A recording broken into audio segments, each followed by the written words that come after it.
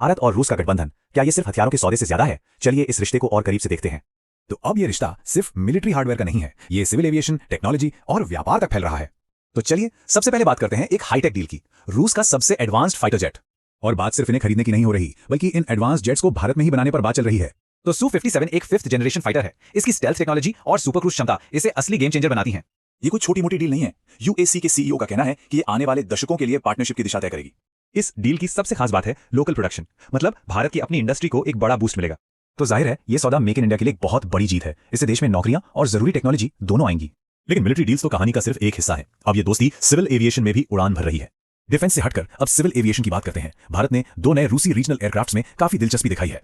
ये 2 विमान हैं, IL-114-300 और SJ-100। दोनों भारत की रीजनल कनेक्टिविटी की जरूरतों को पूरा कर सकते हैं।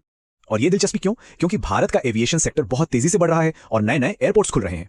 रूसी अधिकारियों को भी उम्मीद है। उनका मानना है कि भारत इन विमानों के लिए एक बड़ा मार्केट है और खरीदने पर भी बात हो रही है। तो ये डिफेंस और एविएशन डील्स एक बड़े इकोनॉमिक प्लान का हिस्सा है। दोनों देशों के बीच व्यापार को $100 बिलियन तक ले जाना। अभी व्यापार करीब $67 बिलियन का है। अब इसे डिफेंस और ऑयल से आगे फार्मा, एग्रीकल्चर और टेक्नोलॉजी में भी बढ़ाया जा रहा है। टारगेट है 2030 तक $100 बिलियन तक पहुंचना। यह दिखाता है कि दोनों देश इस पार्टनरशिप को लेकर कितने सीरियस हैं। तो ये एक विन विन सिचुएशन है। भारत को एडवांस टेक्नोलॉजी मिल रही है और रूस को एक बहुत बड़ा नया बाजार। तो अब रिश्ता सिर्फ खरीदने बेचने का नहीं, बल्कि साथ मिलकर डेवलप करने का बन रहा है। भारत और रूस अपने रिश्ते को एक नई पहचान दे रहे हैं।